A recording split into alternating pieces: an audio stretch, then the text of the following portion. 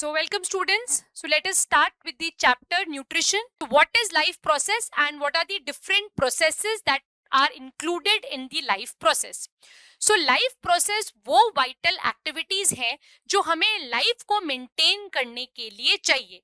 इनके बिना हम life को sustain नहीं कर सकते हैं. Those processes are called as life processes. हमने discuss किया था कि life process के अंदर क्या-क्या आएगा. So we will have nutrition that basically deals with the intake as well as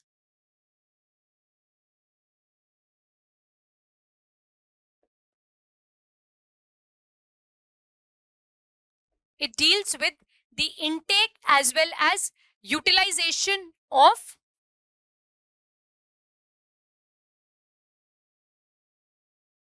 nutrients. So this is nutrition.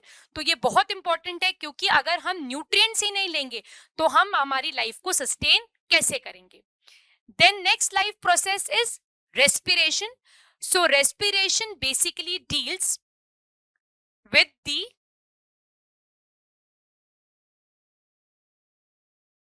the production of ATP. Respiration deals with the production of ATP. हमें दिन भर में काम करने के लिए जितनी भी एनर्जी चाहिए वो एनर्जी हमें मिलती है एटीपी से. और एटीपी कहां से मिलता है? By the process of respiration. So respiration क्या कर रहा है? बेसिकली जो खाना हमने खाया है जो कि ग्लूकोज के फॉर्म में हमारी बॉडी के अंदर प्रेजेंट है, इस ग्लूकोज के ब्रेकडाउन से हमें क्या मिलती है? एटीपी मिलती है. राइट. सो न्यूट्रिशन से हमें न्यूट्रिएंट्स मिल रहे हैं और उन न्यूट्रिएंट्स के ब्रेकडाउन से हमें एनर्जी मिल रही है in the form of ATP. और वो काम है किसका? रेस्पिरेशन का. Next we have transportation. Transportation का मतलब है कि हमारी बॉडी के अंदर जितना भी मूवमेंट हो रहा है of the respiratory gases, nutrients, excretory waste, hormones, enzyme, तो किसी भी चीज का अगर मूवमेंट हमारी बॉडी के अंदर हो रहा है so that is basically because of the life process transportation. And this is also called as circulation. So हमारी बॉडी के अंदर ब्लड प्रेजेंट है और उस ब्लड की हेल्प से सारी ही चीजों का जो ट्रांसपोर्टेशन है या प्रॉपर सर्कुलेशन है वो हो रहा है. Right. Next life process is excretion. So excretion is basically the removal of toxic waste. क्योंकि हम जो ह्यूमंस हैं वो एक मल्टी सेल्यूलर ऑर्गेनिज्म है, उसमें बहुत सारे सेल्स प्रेजेंट हैं. और हम ये बचपन से पढ़ रहे हैं या लोअर क्लासेस से पढ़ रहे हैं कि cell is the seat of metabolic activities. Cell के अंदर मेटाबॉलिज्म हो रहा है, मतलब जितने भी केमिकल रिएक्शंस हो रहे हैं वो किसके अंदर हो रहे हैं? वो सेल के अंदर हो रहे हैं. तो अगर सेल के अंदर मेटाबॉलिक एक्टिविटीज हो रही हैं तो उन मेटाबॉलिक एक्टिविटीज की वजह से कुछ एंड प्रोडक्ट्स बनते हैं और वो एंड प्रोडक्ट्स जो होते हैं वो टॉक्सिक होते हैं और उन टॉक्सिक एंड प्रोडक्ट्स को हमें हमारी बॉडी से बाहर निकालना होता है.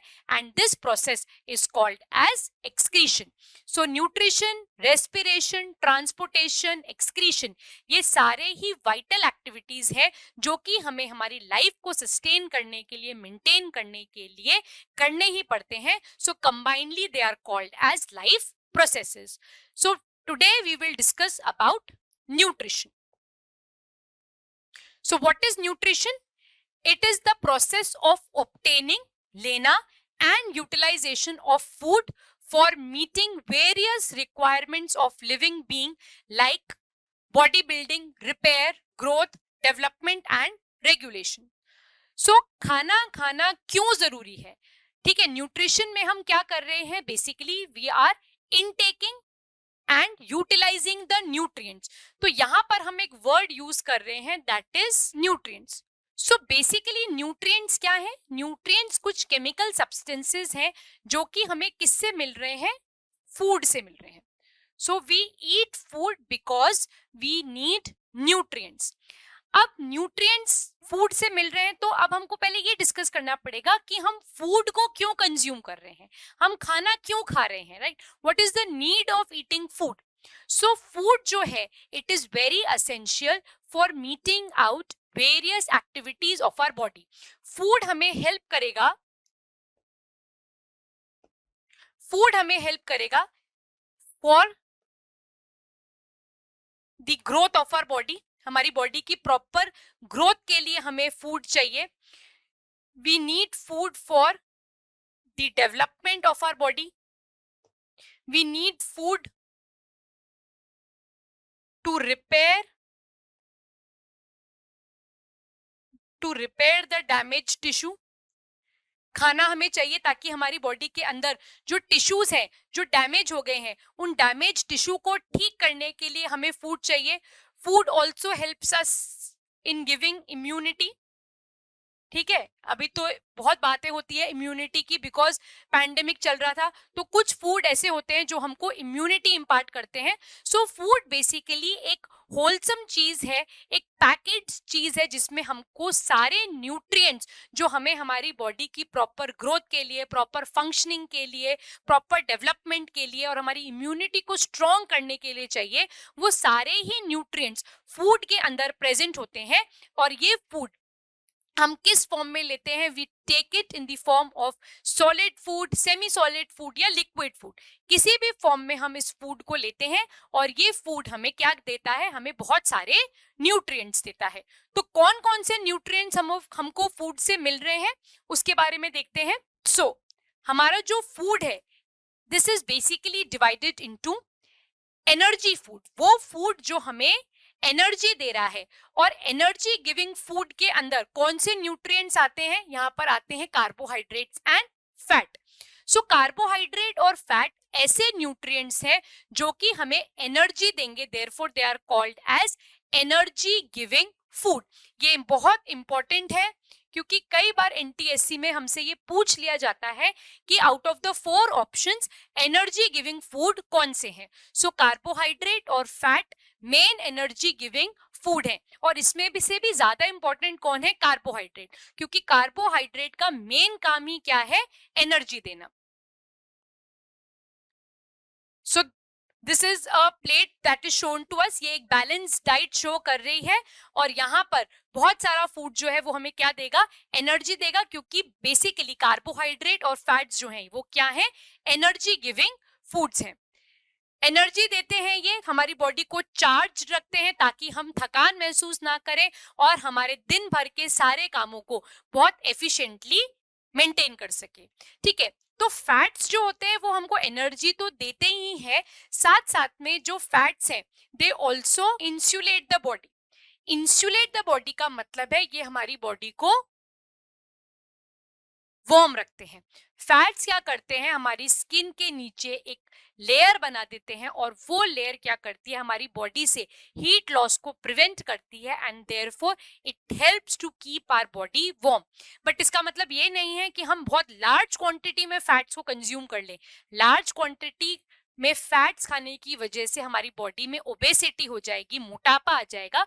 तो एक लिमिटेड क्वांटिटी में जितनी फैट की रिक्वायरमेंट हमें है, उस फैट की रिक्वायरमेंट से हमारी बॉडी को प्रॉपर एनर्जी भी मिलती है और साथ साथ में ये हमारी बॉडी को इंसुलेटेड रखता है, वार्म रखता है।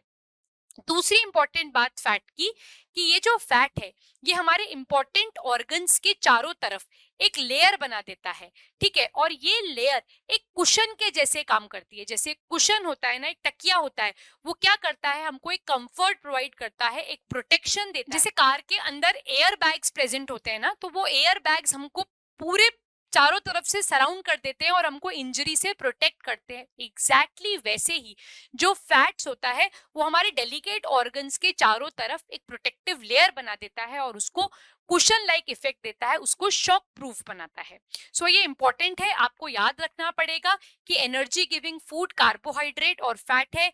ये हमको एनर्जी देते हैं और हमारी बॉडी को चार्ज रखते हैं ताकि हम सारे काम एकदम एफिशिएंटली कर पाए। Next we have body building foods. So in body building foods में जो न्यूट्रिएंट्स काम में आते हैं दे आर मेनली प्रोटीन्स। ये जो प्रोटीन्स हैं ये are basically called as body building units.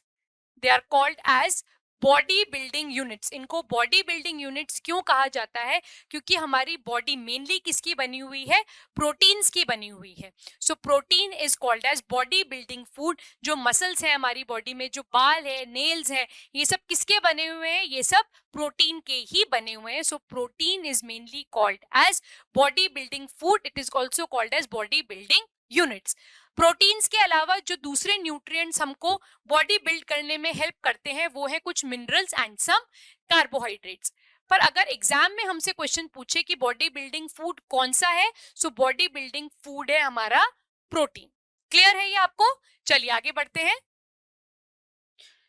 So basically ये पल्सेस हैं, दालें.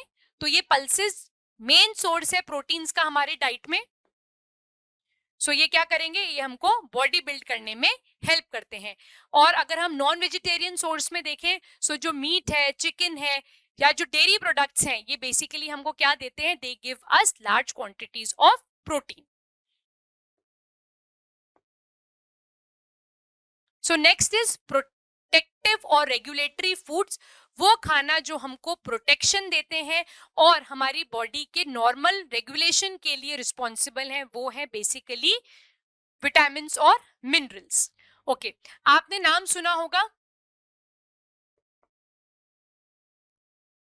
विटामिन ए,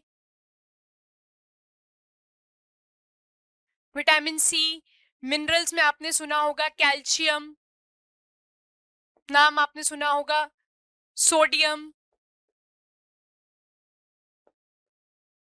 सो ये जो सारे विटामिन्स और मिनरल्स हैं, ये हमारी डे टू डे एक्टिविटीज के लिए बहुत इंपॉर्टेंट है. ये दोनों मिलकर, विटामिन्स और मिनरल्स मिलकर हमारी इम्यूनिटी को स्ट्रॉन्ग करते हैं, प्लस हमारी डेली एक्टिविटीज के लिए बहुत ही ज्यादा इंपॉर्टेंट है. जैसे आपने सुना होगा विटामिन ए, दिस गाजर, ये जो कैरेट है, ये रिच सोर्स है विटामिन ए का. अगर हम इस विटामिन ए को ना लें प्रॉपर क्वांटिटीज में, तो इसकी डेफिशिएंसी से हमको एक डिजीज हो जाती है, and that disease is called as night blindness. इसमें हमें रात के विजन में क्या होगी? प्रॉब्लम होने लगेगी. This orange, it is a good source of vitamin C. अगर हम विटामिन सी को प्रॉपर क्वांटिटीज में ना लें, so it results in a deficiency disease which is called as scurvy. तो ये विटामिन बहुत इंपॉर्टेंट है. ये विटामिन सी जो है ये हमारी इम्यूनिटी को भी स्ट्रॉन्ग करता है, राइट? आपने अभी पैंडेमिक टाइम पे सुना होगा कि आंवले का जूस पियो, इससे आपकी इम्यूनिटी स्ट्रॉन्ग होगी. या ऑरेंज, अभी सर्दियां हैं तो ऑरेंजेस का सीजन है, तो ऑरेंजेस खाने से हमारी जो बॉडी की इम्यूनिटी है वो अच्छी होती है. तो ये इम्यूनिटी अगर हमारी बॉडी की स्ट्रॉन्ग हो जाएगी, तो उससे क्या होगा? ये इम्यूनिटी हमारी बॉडी को बहुत सारी डिजीजेस से प्रोटेक्ट करके चलेगी. Therefore they are called as protective food. अब बात करें अगर हम मिनरल्स की, तो कैल्शियम बहुत इंपॉर्टेंट है for the healthy functioning of our bones and teeth. ये हमारी बोन्स और टीथ को स्ट्रॉन्ग करता है. साथ साथ में कैल्शियम बहुत इंपॉर्टेंट है हमारी बॉडी के लिए, क्योंकि हमारी बॉडी में जितने भी मैसेजेस ट्रैवल हो रहे हैं, आप जानते हो हमारी बॉडी में पूरी तरह एक नर्व्स का एक नेटवर्क है. तो ये जो नर्व इंपल्स हमारी बॉडी में ट्रैवल हो रही है, ये किसकी हेल्प से हो रही है? ये बहुत सारे मिनरल्स रिस्पॉन्सिबल हैं, जिसमें मेनली सोडियम, पोटेशियम और कैल्शियम बहुत ही ज्यादा इंपॉर्टेंट रोल प्ले करते हैं, राइट? अभी मैं आपको पढ़ा रही हूँ, आप मेरी बात सुन रहे हो, समझ रहे हो, और शायद कॉपी में उसको नोट डाउन भी कर रहे हो. तो आप देख रहे हो कि आपकी बॉडी में ये जो मैकेनिज्म है, ये जो नर्व का मैकेनिज्म है, ये बहुत क्विकली ट्रैवल कर रहा है और आप बहुत सारे काम एक साथ कर पा रहे हो. तो ये किसकी वजह से हो रहा है? This is because of the various minerals that are present in your body. So ये minerals और vitamins हमें protect भी करते हैं और साथ साथ में हमारी बॉडी के बहुत सारे फंक्शंस को रेगुलेट भी करते हैं. सो इन सब का भी हमारी डाइट में प्रॉपर अमाउंट में होना बहुत जरूरी है. ये अगर ना हो तो पहली चीज हमको डेफिशिएंसी डिजीजेस हो जाएंगी, और दूसरी बात हमारी बॉडी की जो नॉर्मल फंक्शनिंग है वो भी ऑब्स्ट्रक्ट हो जाएगी. So they are very important. Now let us discuss the next topic, that is modes of nutrition. Modes of nutrition का मतलब है कि न्यूट्रिशन के कितने वेज हो सकते हैं, right? So let us discuss that. Now there are several modes of nutrition on the basis of which organisms are classified. तो कैसे क्लासिफाई करेंगे? So the organism can be autotrophic और the organism could be heterotrophic. So autotrophic और heterotrophic.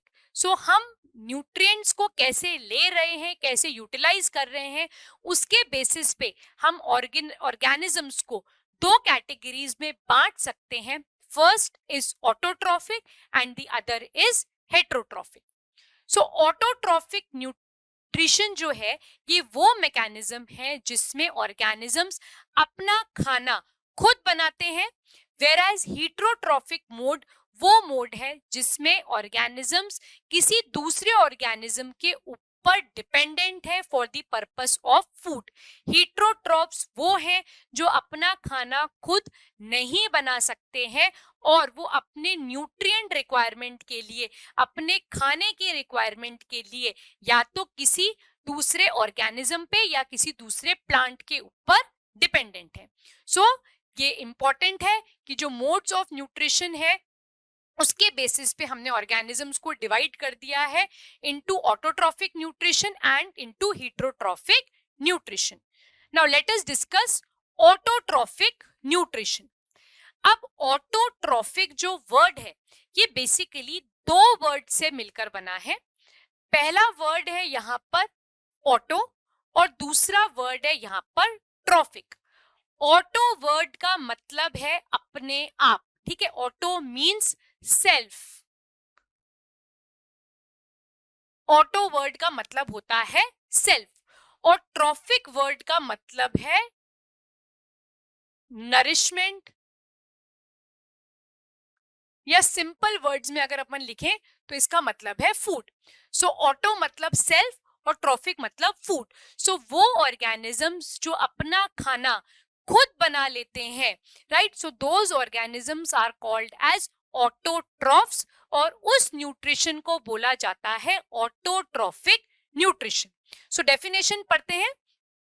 It is a mode of nutrition in which organisms prepare their own food. Organisms अपना खाना खुद बनाते हैं with the help of inorganic molecules like CO2, water.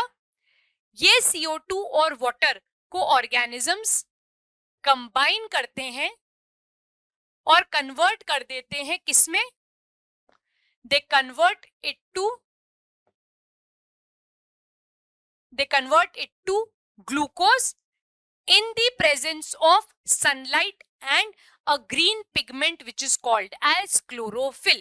So अगर आपसे autotrophic nutrition की definition पूछी जाए, so what is autotrophic nutrition? It is the nutrition in which the organisms prepare their own food with the help of inorganic molecules like carbon dioxide and water in the presence of light and chlorophyll, and they convert it into organic molecule like glucose, right? So this is basically autotrophic nutrition.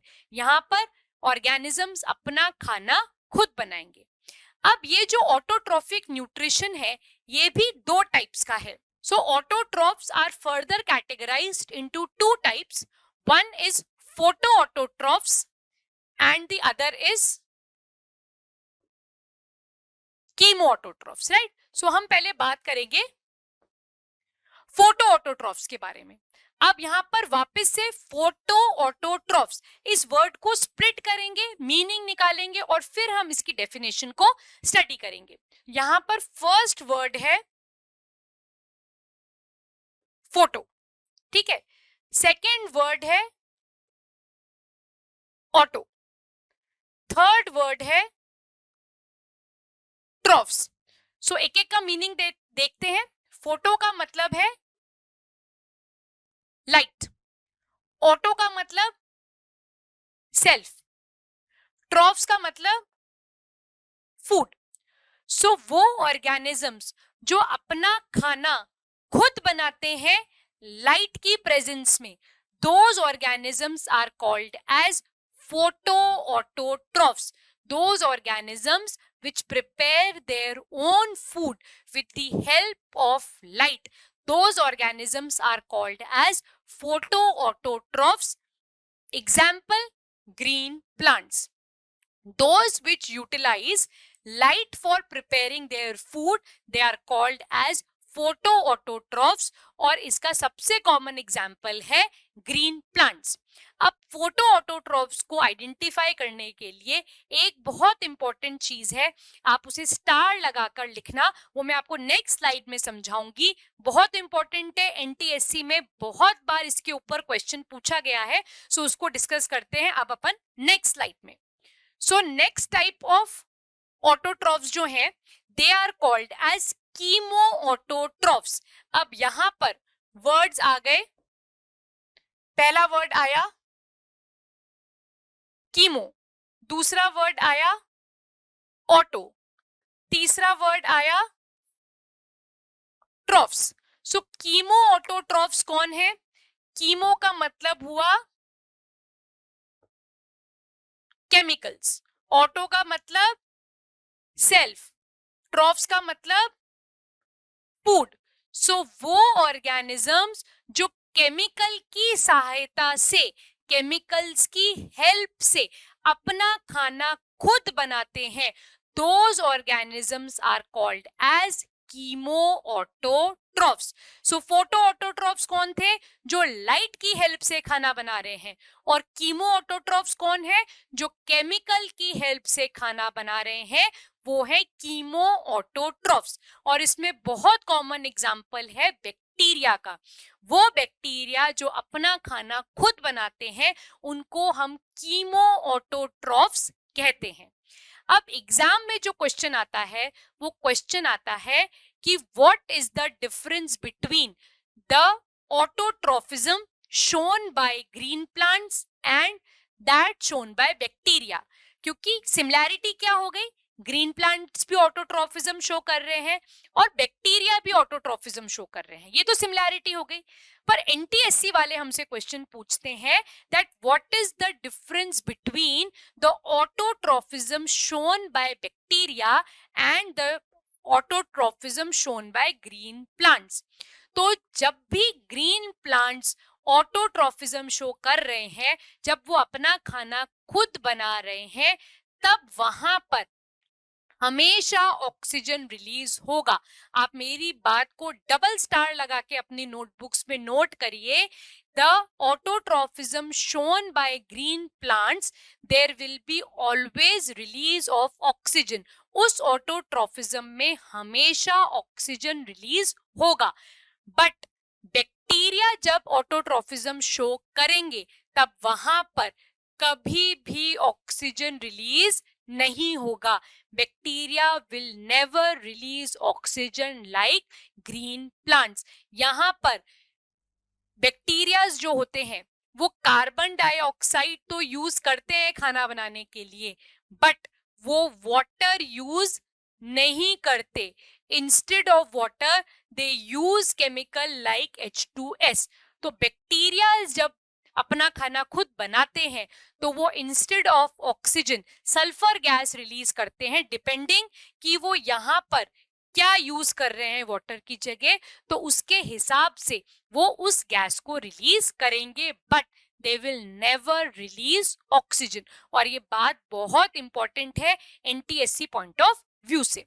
So chemoautotrophs, those which utilise chemical energy for preparing their food. Example, purple sulfur bacteria. They are called as chemoautotrophs. They do not release oxygen like green plants. ये बात बहुत important है. So these are chemoautotrophs. Okay, so heterotrophs. So वापस से यहाँ पर कुछ terms हैं, उनको डिस्कस करते हैं.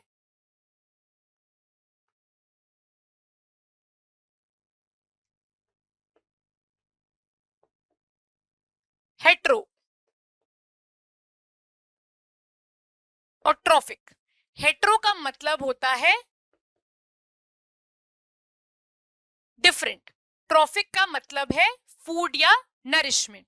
सो वो ऑर्गेनिजम्स जो अपना खाना खुद नहीं बनाते बट अपने फूड के लिए किसी दूसरे के ऊपर निर्भर है, किसी दूसरे के ऊपर डिपेंडेंट है, those organisms are called as heterotrophic organisms, right? And the mode of nutrition is heterotrophic nutrition.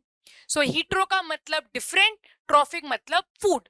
So it is a mode of nutrition in which organisms derive their food from some other animals or plants, क्योंकि they cannot prepare their own food. ये अपना खाना खुद नहीं बना सकते, इसीलिए ये दूसरे प्लांट या दूसरे एनिमल के ऊपर डिपेंडेंट है अपना खाना खाने के लिए। इसमें कॉमन एग्जाम्पल है ह्यूमन बींग्स और फंजाई।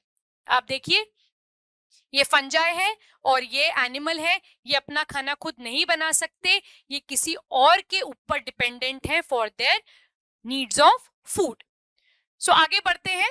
नाउ हेटेरोट्रॉफ्स जो है they are also divided into 3 types, that is parasitic, saprotrophic and holozoic.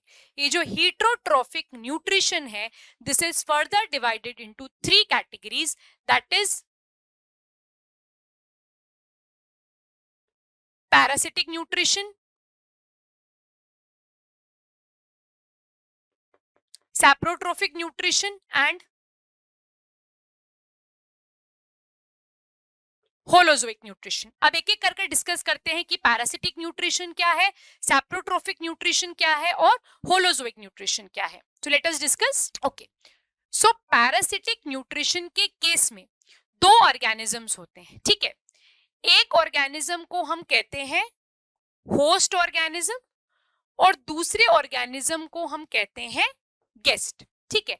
तो पैरासिटिक न्यूट्रिशन में 2 ऑर्गेनिजम्स हैं, one is called as the host and the other is called as the guest। अब यहां पर जो guest है वो होस्ट के ऊपर फीड करता है, दैट मीन्स जो गेस्ट है वो होस्ट के ऊपर डिपेंडेंट है अपने न्यूट्रिशन की रिक्वायरमेंट के लिए, वो पूरी तरीके से इस होस्ट के ऊपर डिपेंडेंट है अपनी सारी न्यूट्रिएंट रिक्वायरमेंट के लिए, इस हद तक डिपेंडेंट है कि वो इस होस्ट को नुकसान तक पहुंचा देता है। तो अगर ऐसा न्यूट्रिशन है so that mode of nutrition is called as parasitic mode of nutrition.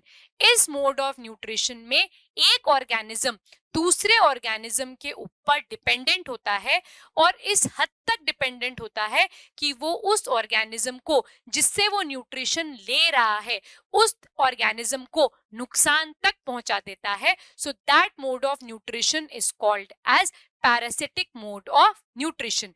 इस मोड में जो गेस्ट है वो हमेशा फायदे में होगा और जो होस्ट है उसको हमेशा नुकसान होगा। So that mode is called as parasitic mode of nutrition. So they derive और absorb their nutrition from other living plants or animals and cause harm to them।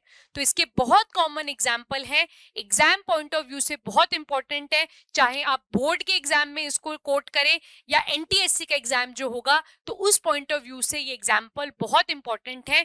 एक प्लांट होता है विच इज कॉल्ड एज कसकटा और जिसको हम हिंदी में बोलते हैं अमर बेल। तो ये अमर बेल आप इस डायग्राम में देख सकते हो, ये जो लाइट ग्रीन कलर की आपको पतली पतली ब्रांचेस दिख रही हैं ये अमर बेल है। और ये अमर बेल क्या करती है, एक होस्ट प्लांट के ऊपर पूरी तरीके से अपने आप को रैप कर लेती है, उसको एकदम से टाइटली जकड़ लेती है और उस होस्ट प्लांट से न्यूट्रिशन को ड्रॉ करती है। इतना न्यूट्रिशन ड्रॉ कर लेती है कि होस्ट प्लांट को इतना नुकसान होता है and it can even result in the death of the host plant, right. So this is amar bel. आपने कॉमनली देखा होगा ये रोड साइड जो प्लांट्स ग्रो हो रहे होते हैं उसके ऊपर ऐसे एक नेटवर्क जैसा, एक नेट जैसा लगा हुआ रहता है, so that net is basically amar bel. Second example is plasmodium और लाइस। आपने देखा होगा कि सर में जो जुएं पड़ जाती हैं वो क्या है, बेसिकली लाइस है। वो लाइस क्या करती है, वो हमारी बॉडी से ब्लड को सोक कर लेती है, सक कर लेती है, हमको नुकसान पहुंचाती है और खुद के लिए नरिशमेंट ले लेती हैं। ये प्लास्मोडियम बहुत कॉमन है, ये मलेरिया कॉज करता है, ये हमारे रेड ब्लड सेल्स में अपनी कॉलोनीज बनाता है, ग्रो करता है और हमें नुकसान पहुंचाता है, बीमार करता है। So these are the common examples of parasite and that mode of nourishment is called as parasitic mode of nutrition. I hope यहां तक आपको सब कुछ समझ में आ गया है।